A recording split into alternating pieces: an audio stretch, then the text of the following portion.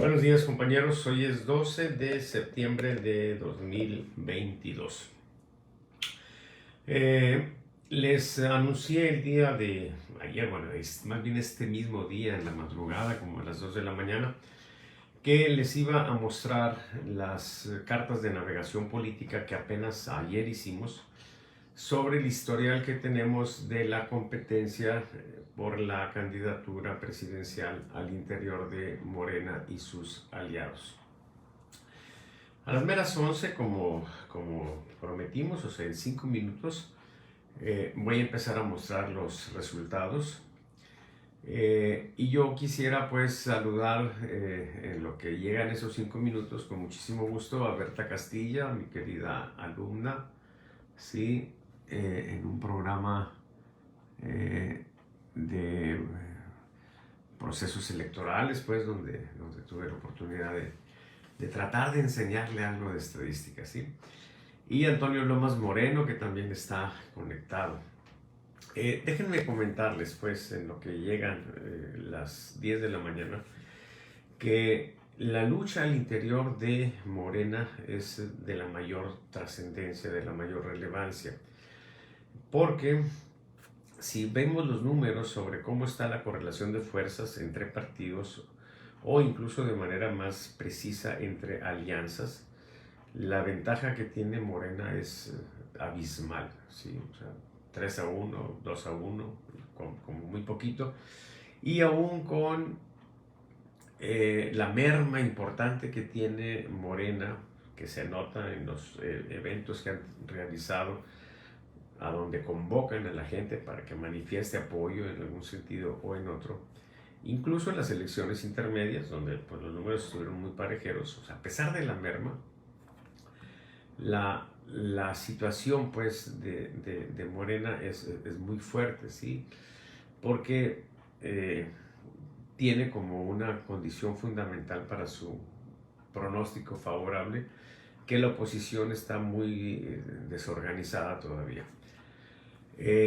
Sin embargo, puede ser que en el camino se concilien algunas de las cosas pues, que están ahí perturbando la alianza y que se llegue a un candidato que pudiera ser importante. ¿Cuál es la única posibilidad de que se dé una situación ya más seria en contra de Morena? Pues que no resuelvan inteligentemente, adecuadamente su proceso interno.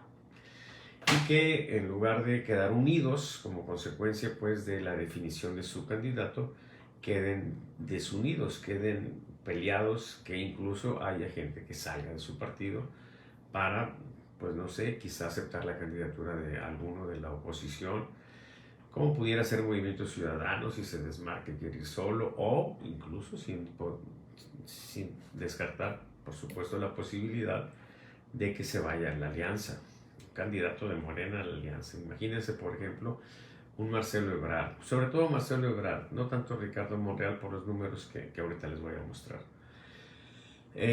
Bueno, entonces pues nosotros tenemos midiendo prácticamente todo el año este fenómeno. Es interesante la interna dentro de Morena y sus aliados porque las opciones están prácticamente definidas.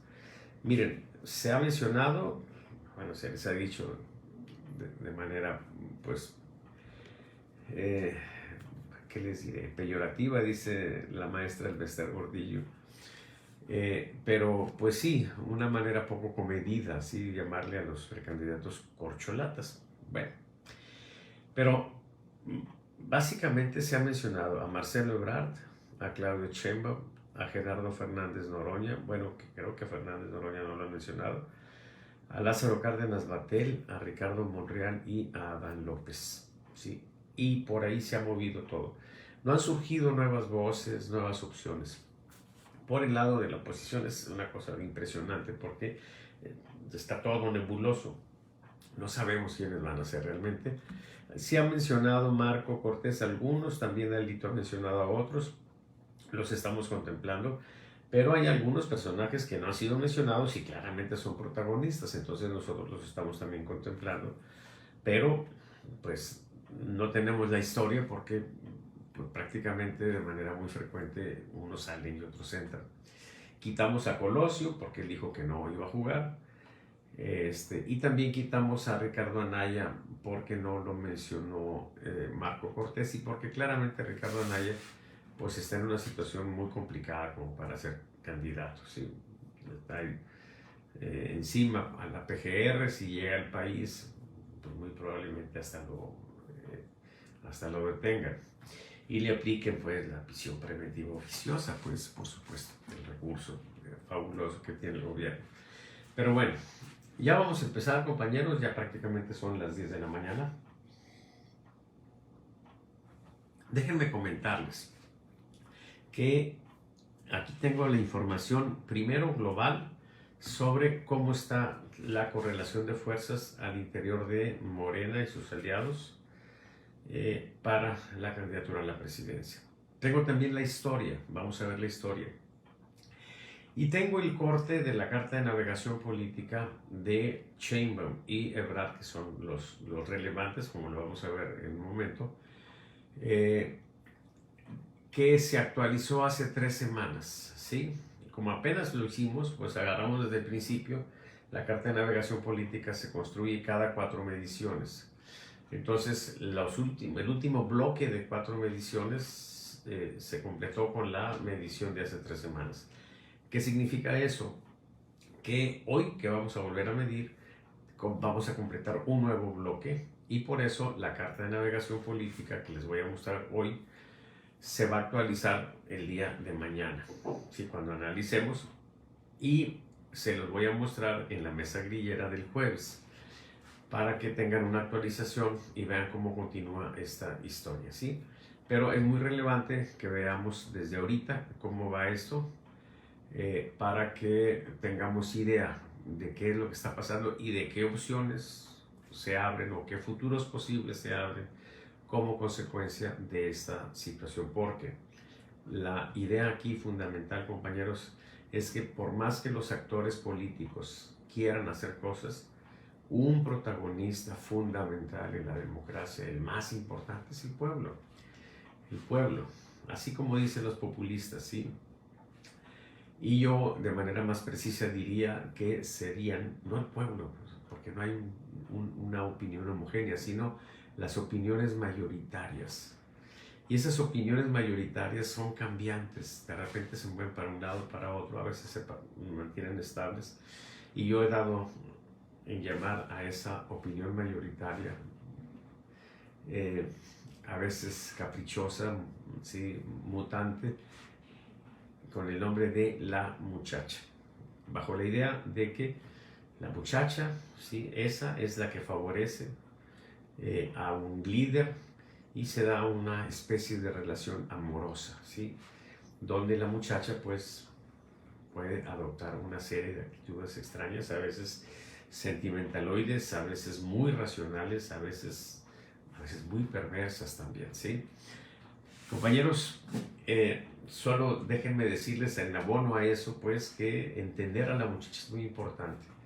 Por eso, una y otra vez he dicho que quien no sepa de amores no tiene nada que hacer en la política, y si anda en la política, lo que anda haciendo es un desmadre, porque no le entiende las cosas. Hay muchos ejemplos, pero vámonos a los datos.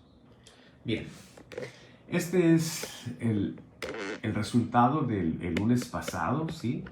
Hoy vamos a actualizar esta información, pero es la que nos muestra la lucha interna en Morena, ¿sí? Vean ustedes cómo esta es una pregunta que se hace en estos términos que están aquí arriba, ¿sí? Dice, fíjense, si la coalición Morena, PT, Partido Verde, le pidiera su opinión para seleccionar a su candidato a la presidencia, ¿a quién de las siguientes personas apoyaría usted? ¿Sí? Y las respuestas son las que están aquí. Este es el valor estimado para cada una de ellas, el primer número que aparece aquí. Y el segundo número es el margen de error al 95% de confianza. Noten ustedes que los márgenes de error siempre son diferentes. Solamente cuando hay únicamente 2 opciones, el margen de error es igual para las dos, ¿sí? Claro, los que andan ahí haciendo estadística sin saber estadística, pues dicen que hay un solo margen de error, ¿sí? Y es el que les dan y es el que les compran y bueno, ese es otro tema. Por lo pronto, miren, estar en color azul, ¿sí? De fondo, ¿sí?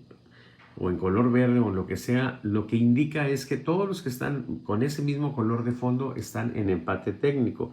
Yo les muestro aquí el margen de error, pero para facilidad de mis clientes, pues ya les hago yo la chamba de hacer la siguiente operación. Miren, para que haya un empate técnico se requiere que la diferencia entre las estimaciones, en este caso lo podemos hacer, miren, es 17.8, es casi 18.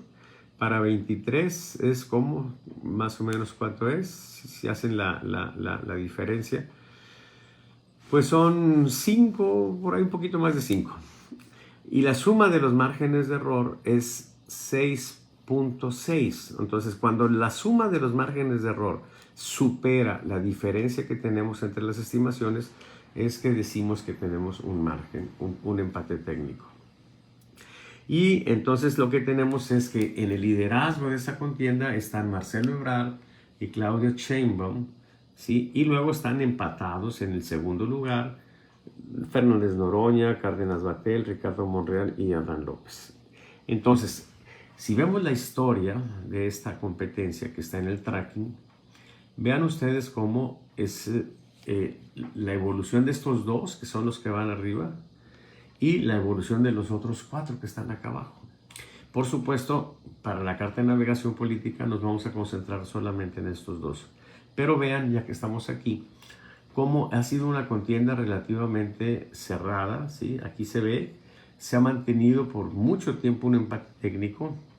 Aquí observen cómo se empezó a separar un poco Ebrard, ¿sí? Pero no tanto, se volvió a cerrar aquí. Luego se dio este fenómeno, ¿sí? Y este fenómeno, si ustedes observan acá las fechas, pues es de julio 18, por ahí a mediados de julio, en el que Ebrard de repente toma pues, digamos que ascenso correspondiente a este descenso de Claudio Sheinbaum. Y durante este periodo, Marcelo Ebrard llegó a tener, pues se rompe el empate técnico, y llegó a tener una ventaja de 2-1 sobre Sheinbaum.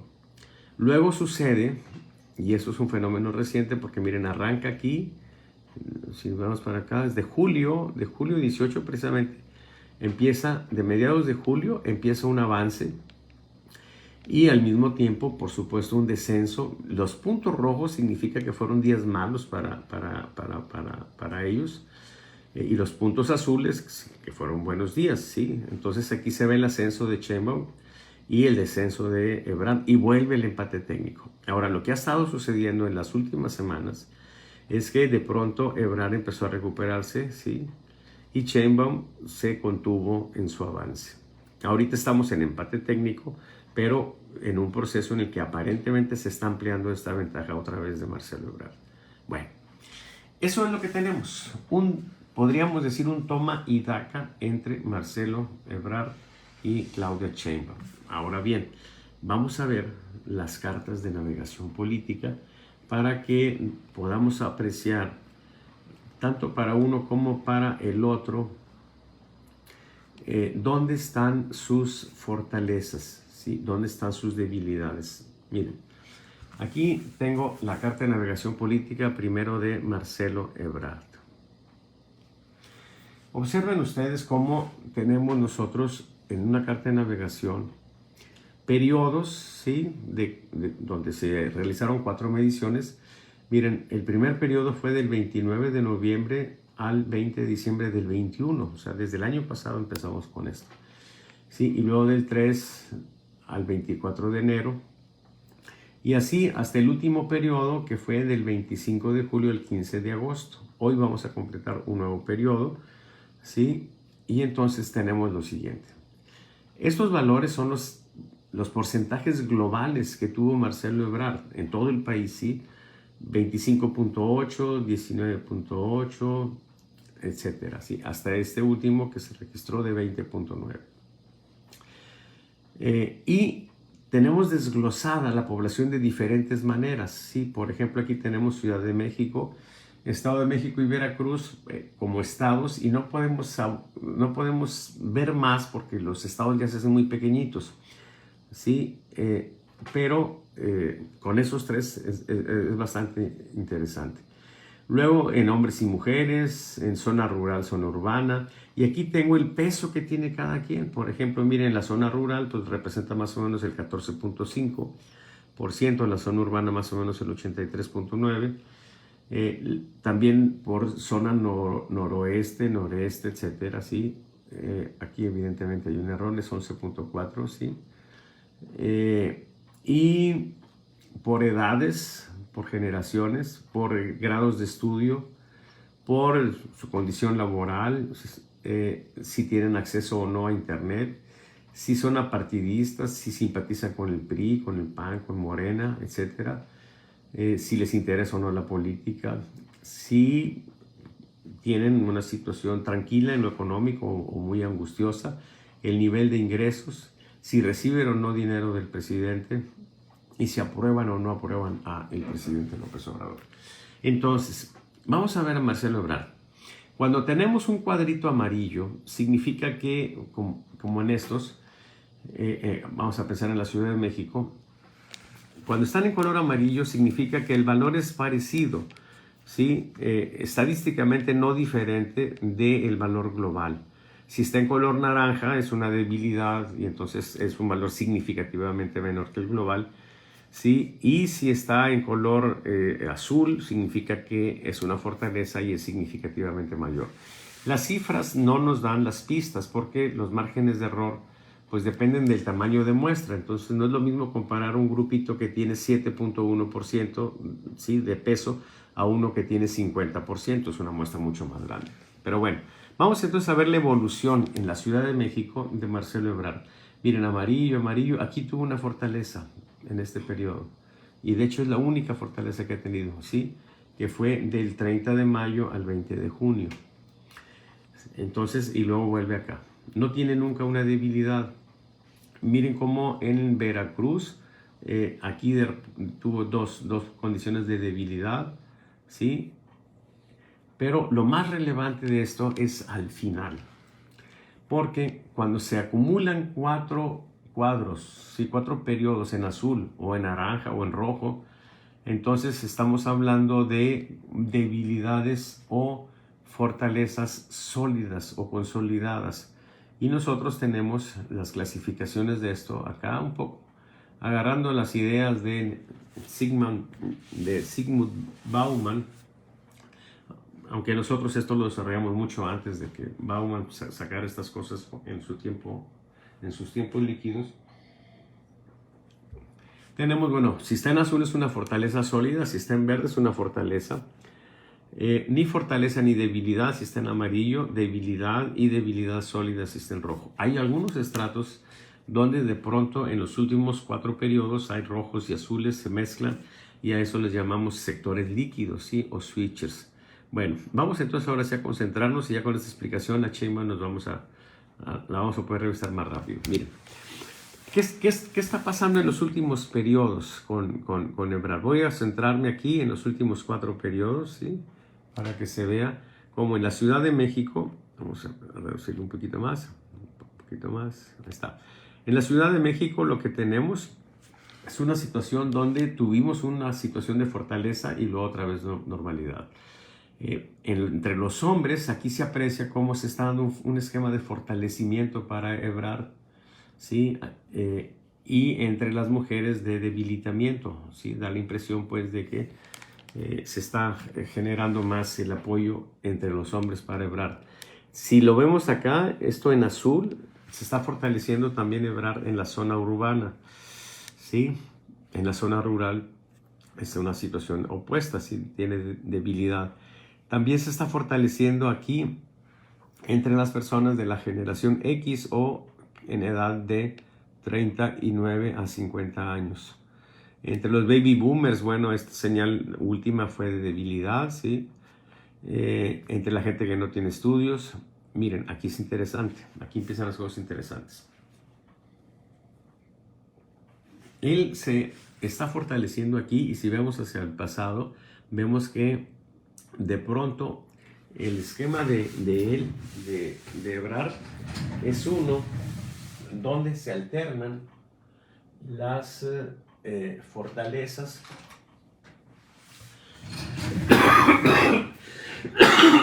y la situación de normalidad entre las personas con licenciatura. ¿Por qué es relevante esto?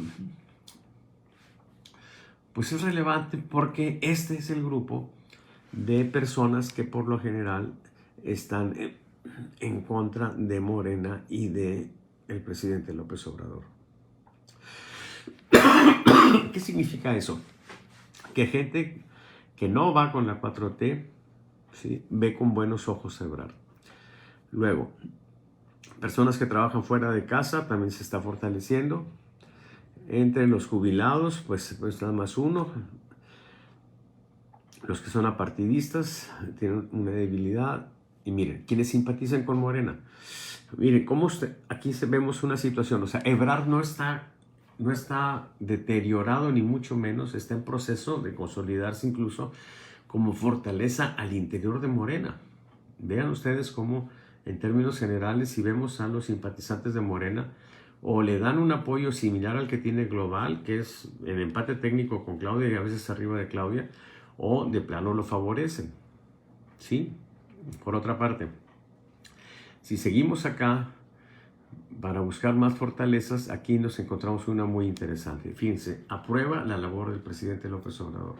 Está azul, azul, azul, azul, aquí verde, que es fortaleza, y amarillo. O sea, el proceso al final de cuentas ya acumula 1, 2, 3, 4, 5 periodos en azul. O sea, como fortaleza sólida. O sea, lo interesante aquí es que el candidato Marcelo Ebrard, que hay quienes especulan que no es el favorito del presidente, es el más respaldado, quizá no de manera muy amplia, porque ahorita vamos a ver la carta de navegación de Sheinbaum, pero es claramente el más respaldado por las huestes de Morena y por las huestes del presidente López Obrador. O sea que es un tiro de alto riesgo dejar en el camino a Marcelo Ebrard como lo hicieron con Ricardo Monreal en la capital en la elección pasada. Ahora vamos a ver a Sheinbaum.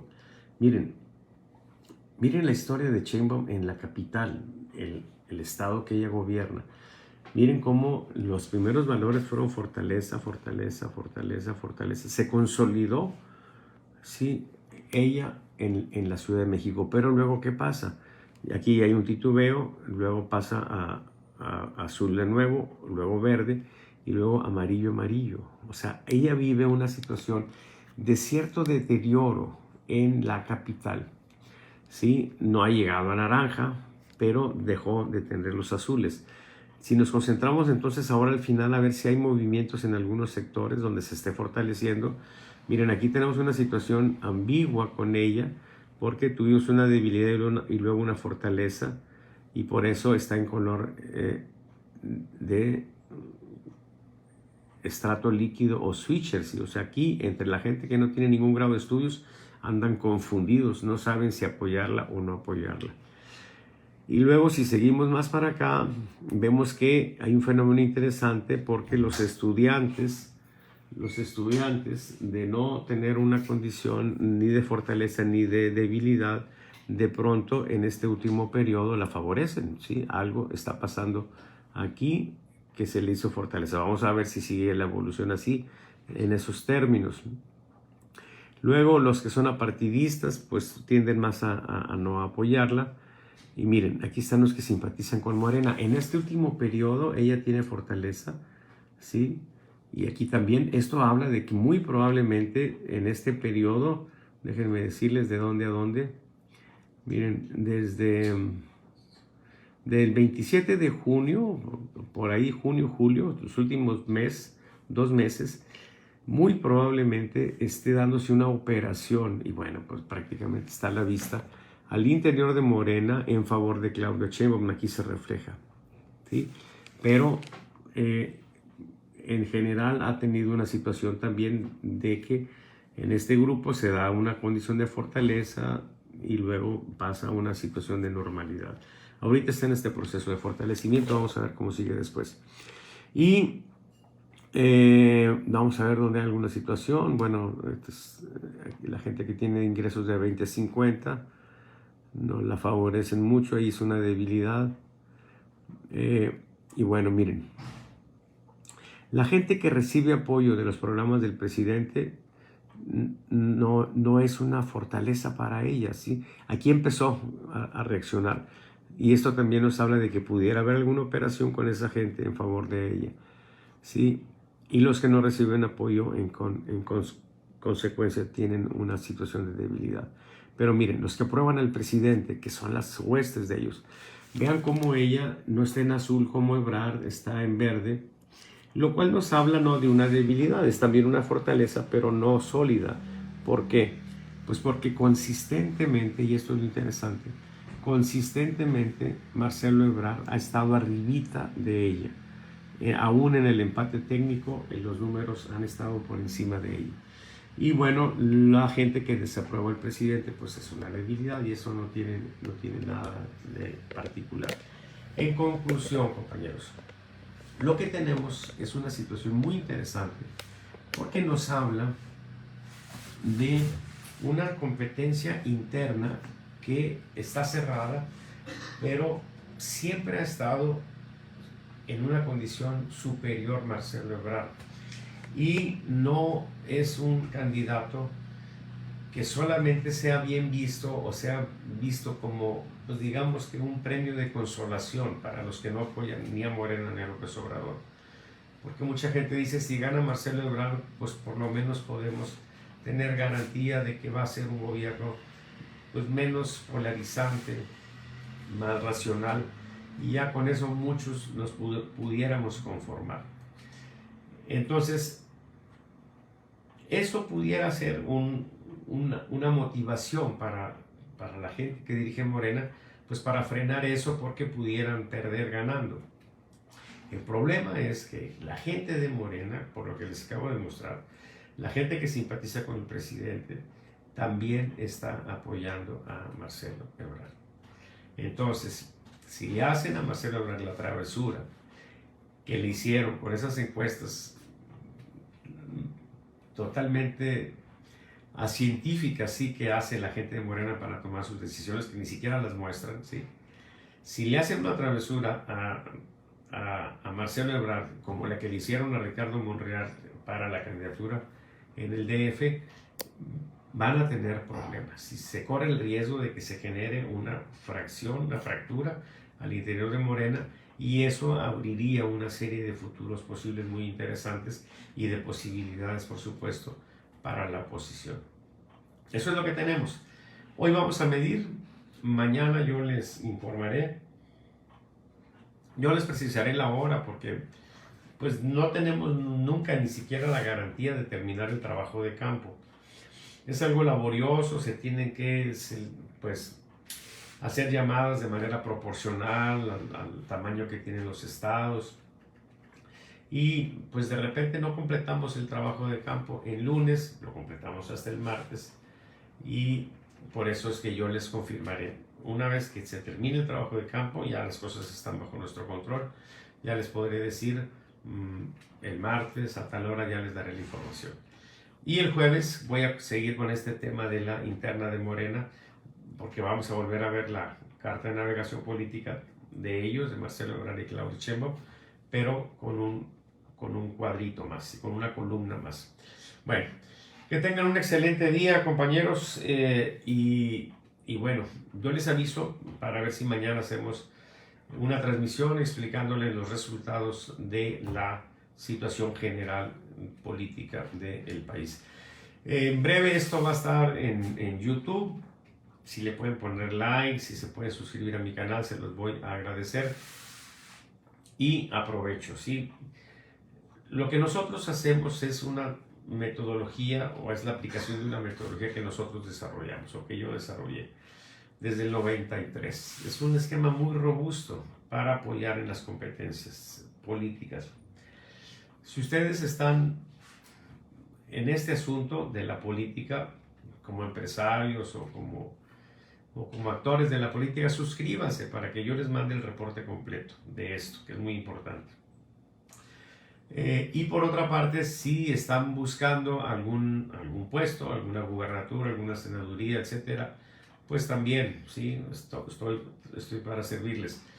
En la medida en que haya más proyectos, sí, yo voy a poder este reporte hacerlo con mayor frecuencia. Y también me gustaría incrementar el tamaño de muestra para que esta información sea más, pues digamos, más precisa y también más frecuente. Entonces, pues, en el interés pues de todos es tener más información y eso es lo que a mí me gustaría. Pero va a depender de cómo se muevan esas cosas. Búsquenme, mi correo electrónico es saba, con B grande, @sabaconsultores.com, ¿sí? Y los compañeros de los medios de comunicación que nos estén viendo, déjenme decirles que esta información, al yo publicarla, es de dominio público. Si ustedes quieren tomar esta información para sus espacios noticiosos, háganlo con toda libertad, ¿sí? Si quieren seguir publicando pendejadas, esas que sacan los encuestólogos, bueno, pues tienen la libertad de publicar pendejadas y de comentarlas también. Va también el mensaje, por supuesto, a nuestra intelectualidad, a la que no he podido convencer no desde el 93, pero sí por lo menos desde el 97, cuando publiqué mi libro Más allá de la encuesta política, de que la encuesta ya no jala, ya no sirve, y seguirse apoyando en las encuestas es hacerle el pendejo. Pero es eso el quehacer finalmente de mucha gente que está en la política y de mucha gente que está en la comentocracia también, las grandes intelectualidades nuestras que pierden su valor intelectual cuando basan sus juicios en una encuesta, ¿sí? Les dan un insumo informativo equivocado y entonces pues es una situación muy interesante porque se genera una condición de humorismo involuntario cuando una persona claramente inteligente, claramente brillante, claramente valiosa empieza a decir pendejadas. Que tengan un excelente día. Hasta luego.